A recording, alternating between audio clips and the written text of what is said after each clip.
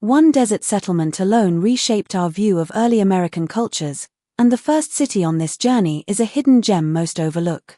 Stay tuned until number 1 for the most surprising revelation. Mesa Verde stands as a testament to how cliffside architecture can defy both time and terrain. Carved into sheer sandstone walls, the cliff dwellings housed up to 600 people and featured sophisticated ventilation shafts that regulated temperature during hot summers and freezing winters. The famed spruce treehouse showcases over 150 rooms, interconnected by narrow passageways and communal plazas. Archaeologists have uncovered evidence of intricate water storage systems, including cisterns that captured seasonal runoff, enabling year-round habitation despite limited rainfall. Radiocarbon dating places the peak occupation between 1190 and 1300 CE, a period when trade networks extended from the Gulf Coast to the Great Plains, bringing shells, turquoise, and exotic foods. The eventual abandonment aligns with a prolonged drought, illustrating how environmental pressures can reshape cultural trajectories. Today, Mesa Verde reshapes our perception of resilience and ingenuity among early American peoples. Casa Grande once served as the monumental heart of the Hohokam civilization, rising proudly from the Sonoran desert like a stone lighthouse.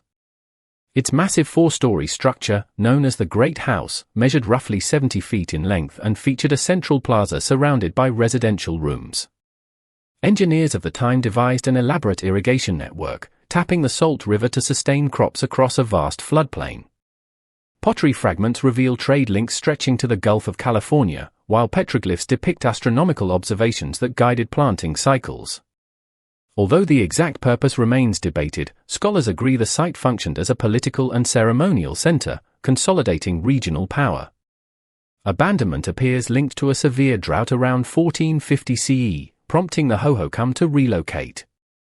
Modern excavations at Casa Grande challenge earlier notions that desert societies were simple agrarian groups, highlighting instead a complex, interconnected culture capable of monumental construction. Snaketown reveals a bustling Hohokam hub where commerce, ceremony, and community intersected within a sprawling desert oasis. At its core stood a massive Ballcourt, one of the largest in North America, suggesting organized sport or ritual played a central social role.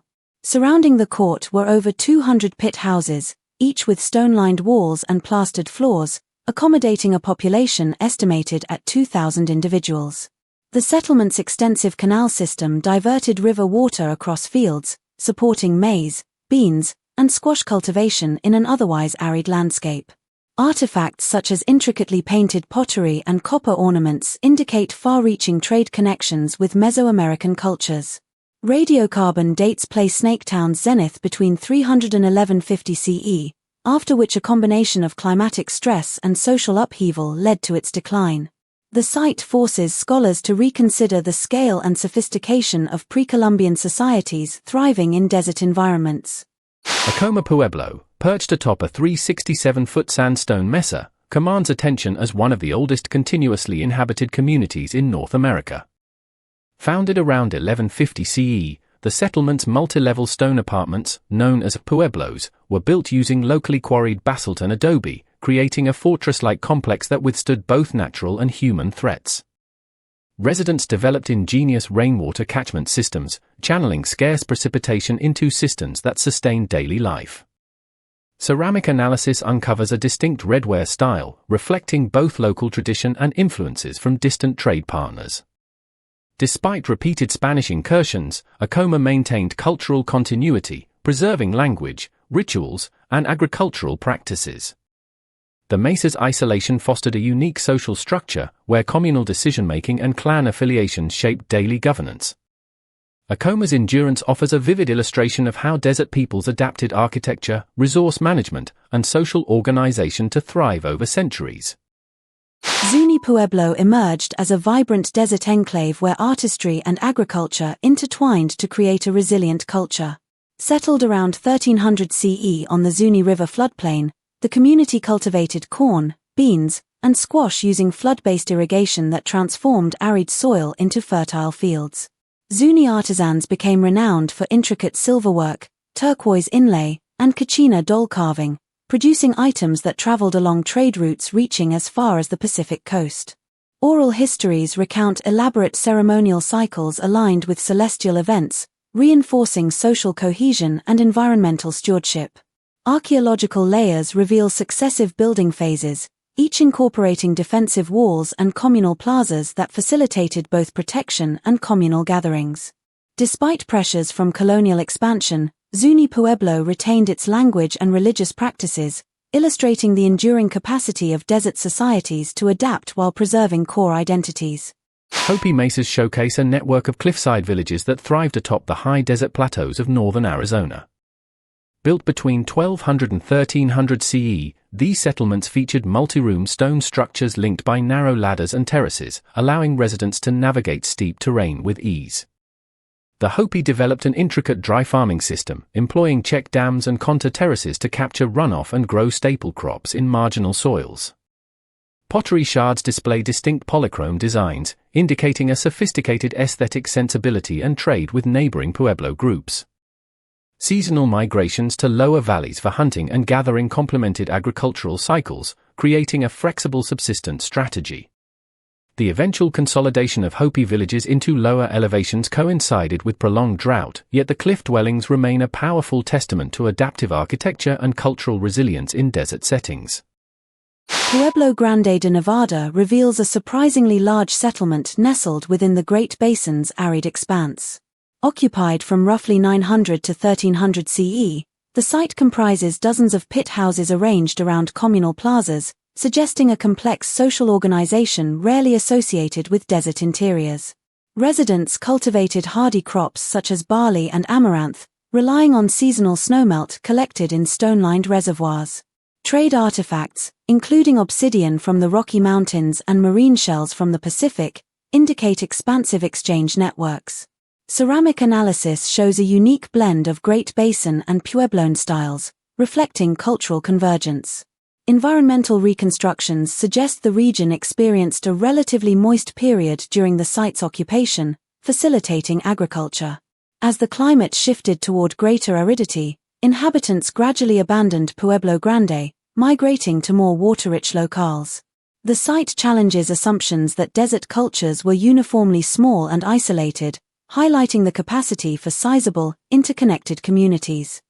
Mimbres Valley became a cultural hotspot where distinctive black-on-white pottery flourished alongside thriving agricultural villages.